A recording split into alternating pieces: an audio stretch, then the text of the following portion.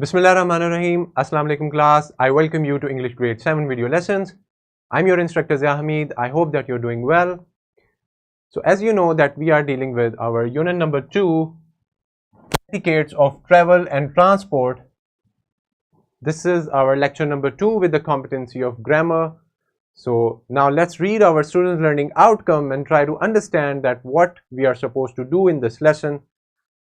Now, our students' learning outcome or SLO is identify and differentiate between sentences, clauses, and phrases.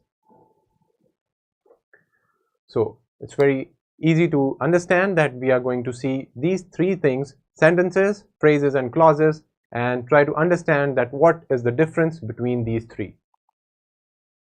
Now, here is a vertical linkage of our SLO with the previous grade that you have already studied. I hope that you remember most of it. Now moving on with our today's brainstorming session, where we have a question for you. What does a subject indicate in a sentence? So you are familiar with a sentence. So we know that a sentence has a subject. But why is the subject used and what does it indicate? Can you pause the video and think about it, that what a subject is in a sentence? Now, moving forward, we have our topic: phrases, clauses, and sentence. Let's see. Let's try to understand phrases first. This is from your page 10. A phrase is a group of two or more words that expresses a single idea but does not form a complete sentence. For example, traveling and transportation have become important aspects of our modern lives. This is a complete sentence and it is making sense. For the example of a phrase, you can look up of our modern lives. Now this chunk of the sentence of our modern lives is called a phrase because it does not make a complete sense. Moving on with our examples. Here are examples of phrases like leaving behind the dog, smashing into a fence, before the first test. Now these are some group of words, but they do not make a complete sense. Hence, they are called phrases.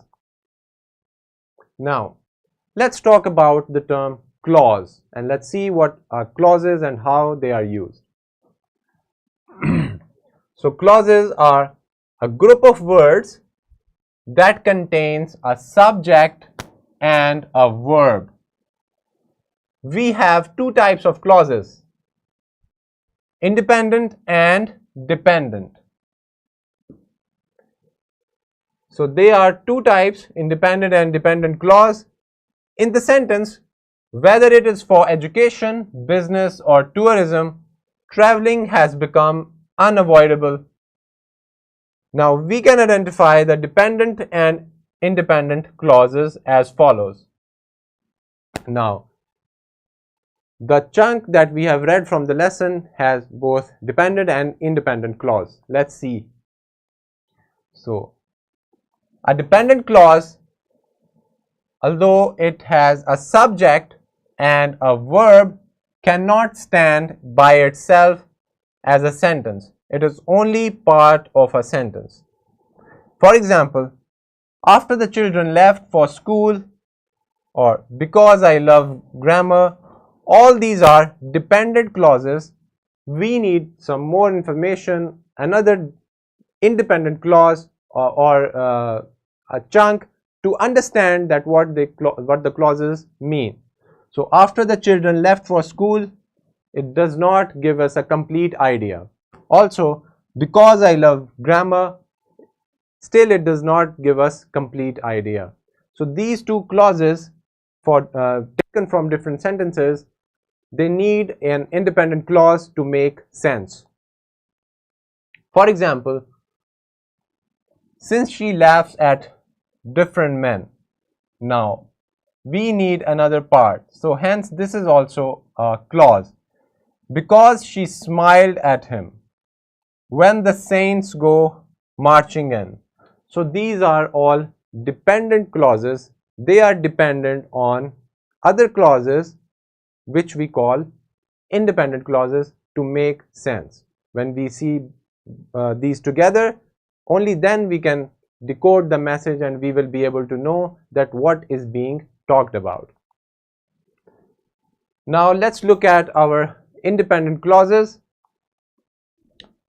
So an independent clause can stand alone as a sentence. For example, the secret of life is honesty. Now, this kind of clause is called independent clause because it is independent and it does not need any information. It stands as a complete sentence. Let's see some examples. Traveling has become unavoidable.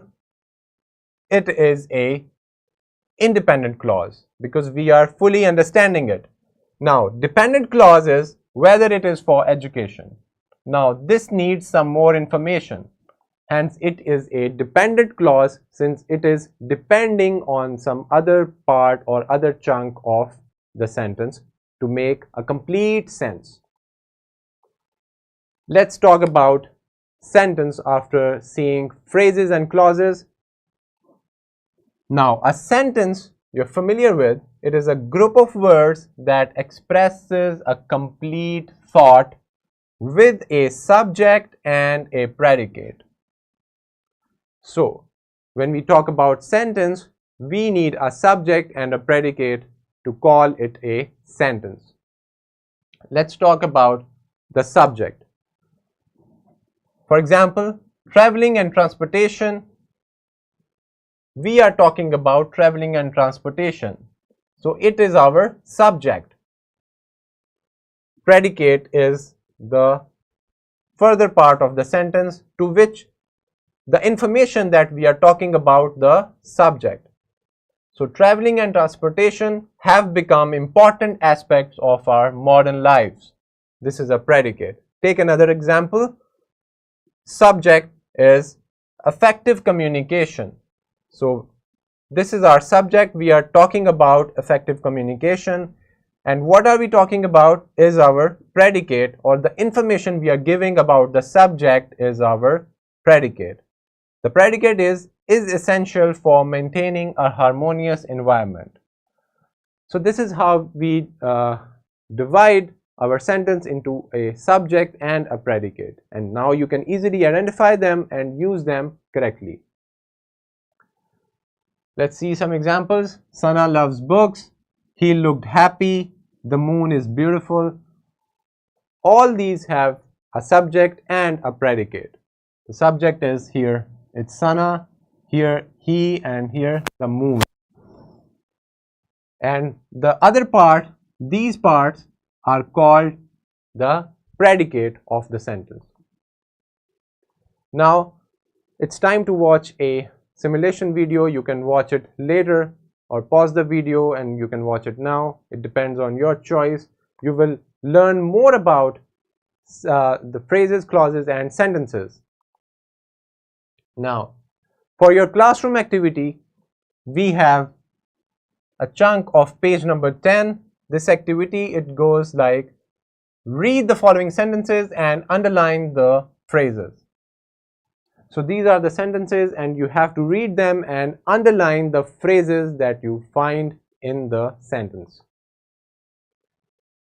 Here we have another one. Read the following sentences, write ID for the independent clause and DC for the dependent clause. Now,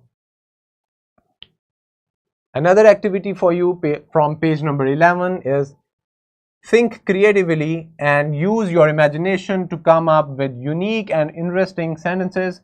Work together to create as many unique sentences as possible using the subjects and verbs of your own choices. Highlight the subject and predicate in sentences. So all these activities are your classroom activities that I hope that you will enjoy them and you will put your understanding into practice by solving these activities.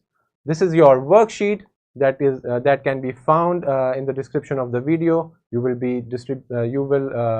get your worksheet to practice further. Now, for your homework, we have from page 10, extract 10 phrases from the text of the lesson and write them in your notebook. So this will be your homework. Now, my dear learners, we are here at the end with our resources for your better help and understanding. Worksheet, a presentation, a lesson plan, a question bank, and also a skill sheet. All these are available in the description of the video. I hope that you had great time learning about phrase, clause, and a sentence. We clarified them with different examples, and also we saw examples from the text of the lesson. Until the next video lesson, this is your instructor Zahmid. Allah Hafiz.